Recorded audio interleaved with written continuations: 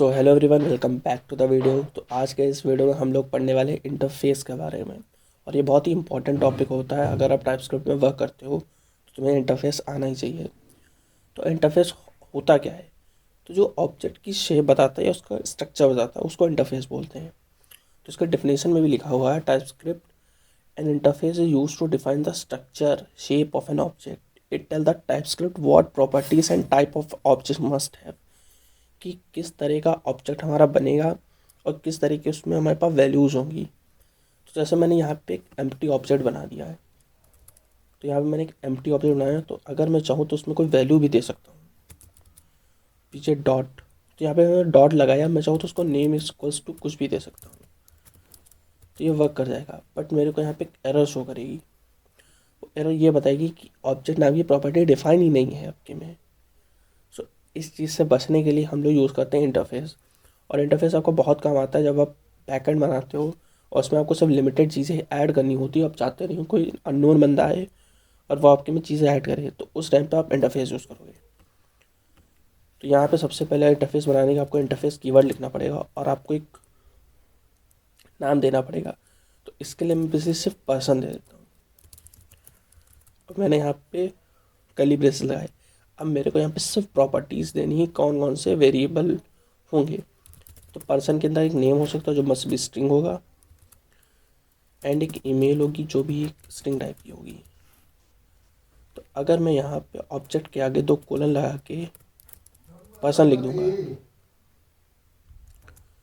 मैंने एक ऑब्जेक्ट बनाया और उसके आगे मैंने ओबीजे के आगे पर्सन लिख दिया, तो मेरा एक ऑब्जेक्ट बन गया।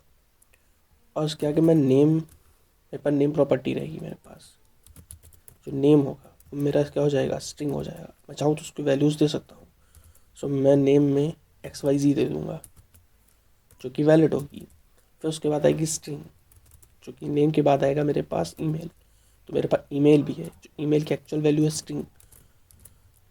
तो मैं कोई नॉर्मल सी ईमेल दे दूँगा।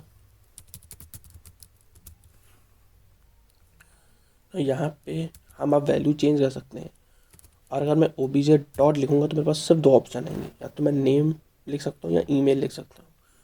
सो अगर मैं नेम में लेट सपोज कोई नंबर ऐड करूँगा या कोई बूलियन ऐड करूँगा, तो मेरे को यहाँ पे पहले ही एरर शो कर देगा।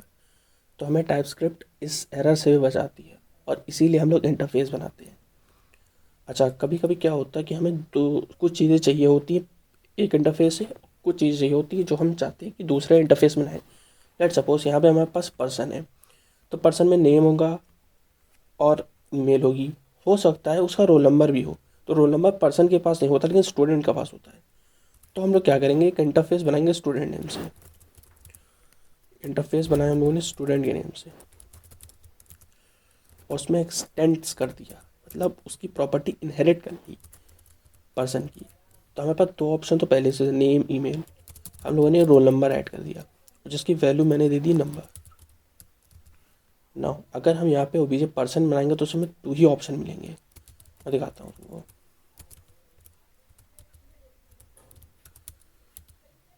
तो हमें सिर्फ 2 ही ऑप्शन मिल रहे हैं। लेकिन अगर यहीं मैं स्टूडेंट कर दूँ उसको, तो अगर अब मैं यहाँ पे डॉट करूँगा तो मेरे को 3 ऑप्शन मिलेंगे।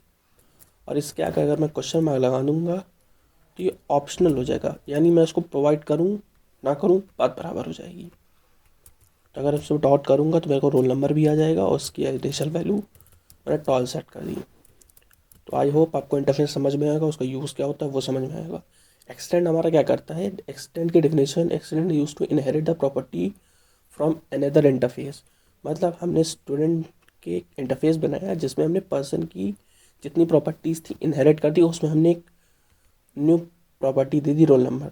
जहाँ हमें पर्सन यूज़ करना होगा वहाँ पर्सन यूज़ कर लेंगे, जहाँ हमें object use sorry student use करना होगा वहाँ हम स्टूडेंट यूज़ कर लेंगे। तो अगर आपको वीडियो अच्छी लगी तो वीडियो को लाइक कर दें, चैनल को सब्सक्राइब कर दें।